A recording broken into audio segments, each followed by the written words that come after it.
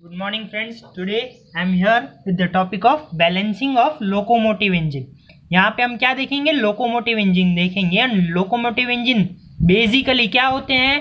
तो two cylinder reciprocating engines को हम लोकोमोटिव इंजन्स में यूज करते हैं। दैट मीन्स लोकोमोटिव इंजन्स कुछ नहीं होते पर रेसिप्रोकेटिंग इंजन्स होते हैं जिसमें दो सिलेंडर होंगे इन डिफरेंट प्लेन्स।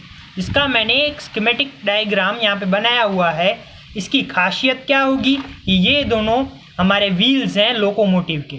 इनकी ये जो क्रैंक शाफ्ट है, इस क्रैंक शाफ्ट इस शाफ्ट पे जो ये क्रैंक होंगे वो दोनों क्रैंक का एंगल 90 डिग्री पे होगा with respect to each other. That means अगर मैं इसका क्रैंक एंगल थीटा बताऊं तो दूसरे के लिए क्रैंक एंगल होगा 90 प्लस थीटा या थीटा प्लस 90। ओके और ये अरेंजमेंट क्यों होती है? तो यू माइट बी नोइंग कि लोकोमोटिव्स बहुत ही हैवी लोड लिफ्ट या हैवी लोड को ले जाने के लिए काम आते हैं और इस टाइप की अरेंजमेंट से उनके इंजन को हाई टॉर्क मिलना पॉसिबल होता है। इसीलिए ये क्वेश्चन आपको वाइवा में भी पूछा जा सकता है। इसके अलावा आप देखो तो लोकोमोटिव इंजन में कनेक्टिंग रॉड की लेंथ होगी वो आपकी क्रैंक की लेंथ से बहुत ज़्यादा होगी। दैट मीन्स ये क्या शो करेगा कि आपका जो ऑब्लिक्विटी रेशियो होता है एन, जो क्या होता है L/R, वो बहुत ही बड़ा निकलेगा और ये बड़ा निकलने के कारण से आपका जो सेकेंडरी फोर्स होता है वो हम जनरली नेग्लेक्ट करते हैं। ओके, सेकेंडरी फोर्स नेग्लेक्ट किया जाता है। क्यों? क्योंकि इसमें n बहुत बड़ा हो जाएगा।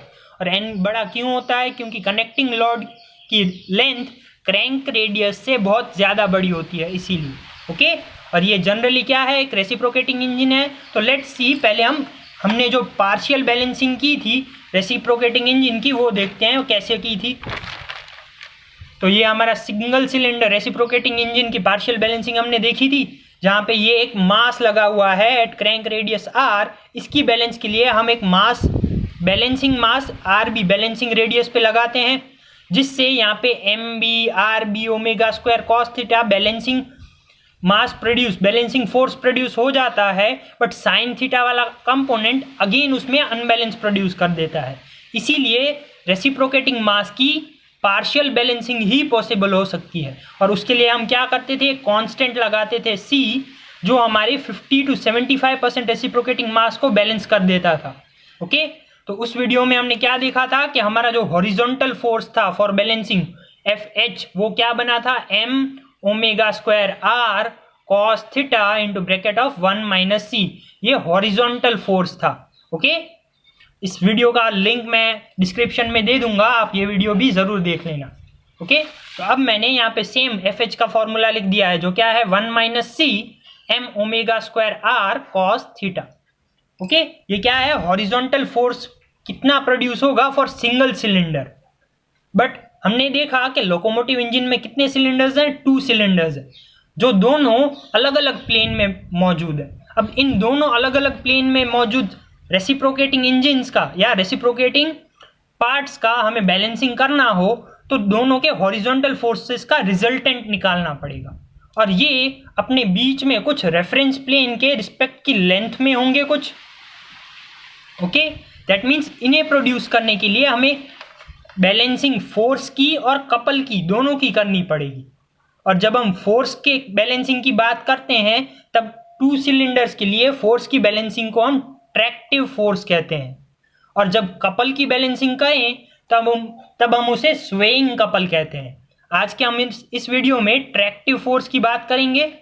नेक्स्ट वीडियो में स्वेइंग कपल का भी बनाऊंगा। अभी हम ट्रैक्टिव फोर्स देखें तो ट्रैक्टिव फोर्स क्या है? तो resultant unbalanced force due to 2 cylinder in locomotive engine. That means ये 2 सिलेंडर के कारण जो रिजल्टेंट अनबैलेंस फोर्स प्रोड्यूस होगा उसे हम ट्रैक्टिव फोर्स कहेंगे।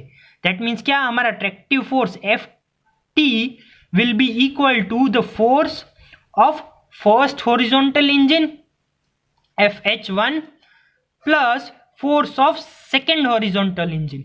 ये सेकेंड हॉरिजॉन्टल इंजन है। मैंने देखा FH का फॉर्मूला तो यहाँ पे मैंने लिखा है, बट फर्स्ट इंजन के लिए हमारा क्रैंक एंगल कितना होगा? थीटा, तो ये थीटा ही रखेंगे। बट जो सेकेंड FH है सेकेंड सिलेंडर के लिए, उसके लिए क्रैंक एंगल कितना होगा? थीटा प्लस 90 होगा। तो हमारा FT वो इक्वल हो जाएगा किसके, तो H1 वो क्या हो जाएगा हमारा 1 minus C M omega square R cos theta plus FH2 में क्या हो जाएगा cos 90 plus theta, that means 1 minus C M omega square R cos 90 plus theta. अब हमें पता है कि बिकॉज कॉस 90 प्लस थीटा है, ये कॉस 90 प्लस थीटा क्या होता है हमारा माइनस साइन थीटा होता है। ओके, तो हम इसके कॉस 90 प्लस थीटा की जगह पे माइनस साइन थीटा लिख सकते हैं।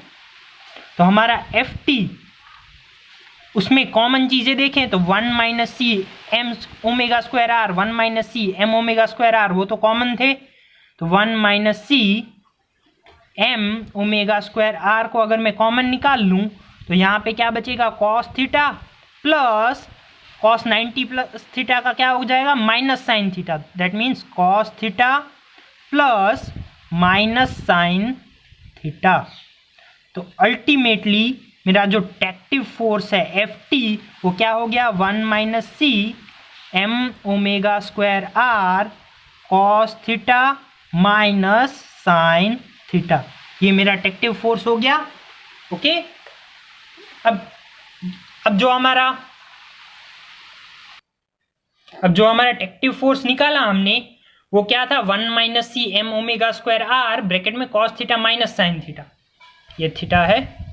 अब इसमें देखें तो C क्या है कांस्टेंट है जो पार्शियली बैलेंस करता है रेसिप्रोकेटिंग मासेस को, वो कितना बैलेंस हुआ है वो बताएगा। M मास होगा, ओमेगा स्क्वायर उसका एंगुलर वेलोसिटी होगा, R radius of the crank होगा। दैट मीन्स ये सारे जो पैरामीटर्स हैं वो सारे पैरामीटर्स पहले से फिक्स्ड होंगे जो हम चेंज नहीं कर सकते फॉर अ पर्टिकुलर इंजन। तो हर एक पर्टिकुलर इंजन में बैलेंस करने के लिए हम जो वैल्यू को चेंज कर सकते हैं वो वैल्यू क्या है थीटा।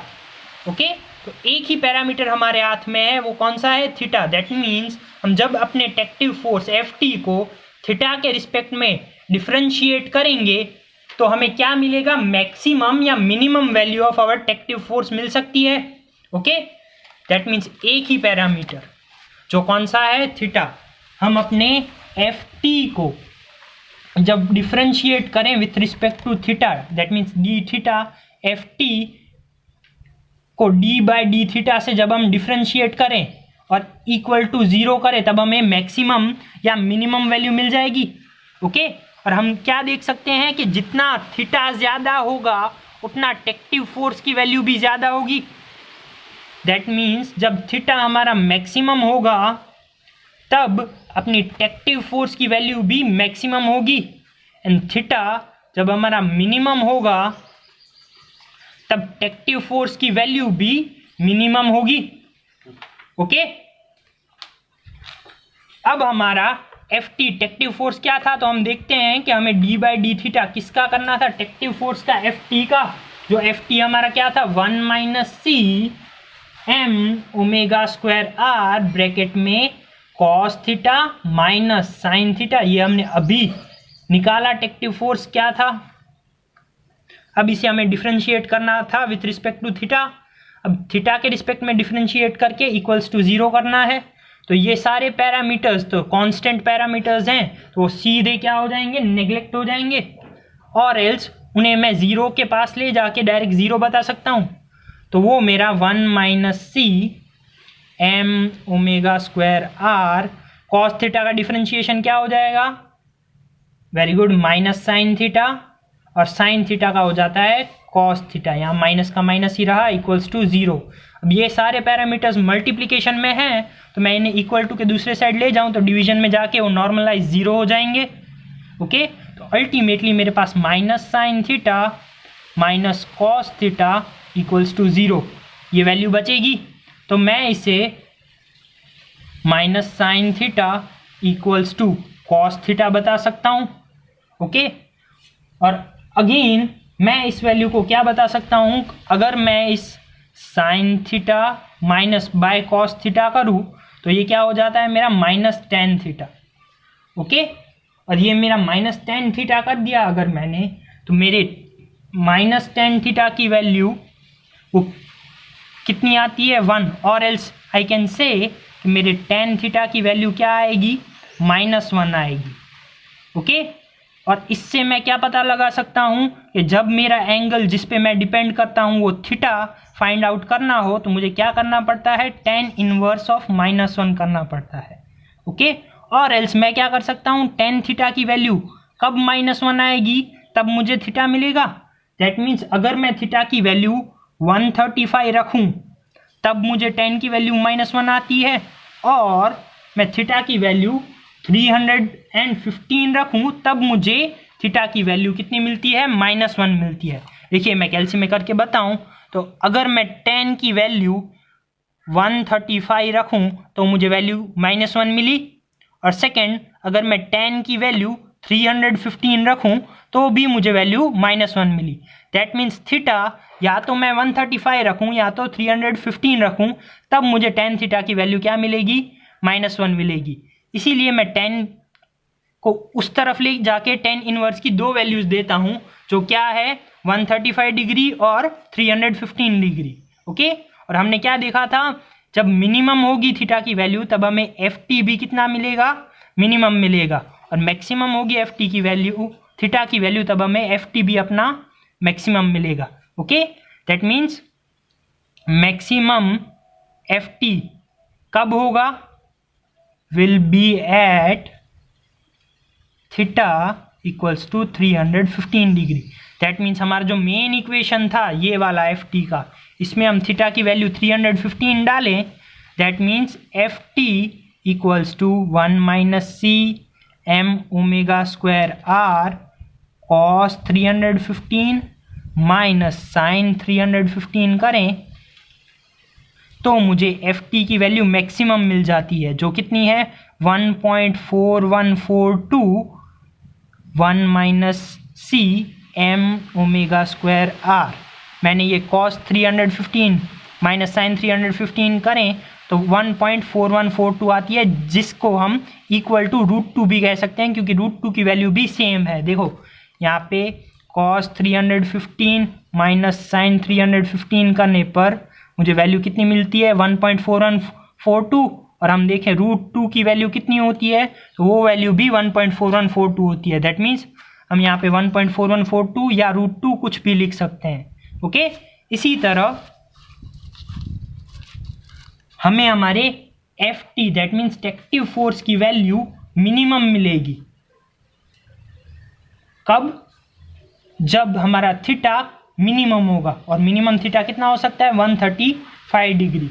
अब हम अपने मेन इक्वेशन में थीटा की वैल्यू 135 डालें, that means 1 - c m omega square r cos 135 degree minus sine 135 degree.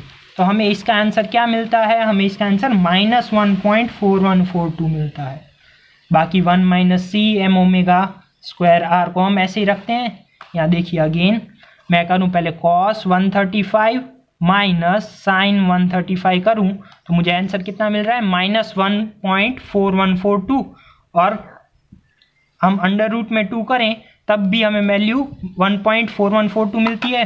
That means FT को हम माइनस अंडर रूट में 2 1 - c m omega square r भी लिख सकते हैं। दैट मीन्स अल्टीमेटली हमारा FT क्या होगा, प्लस और माइनस अंडर रूट में 2 1 - c m omega square r।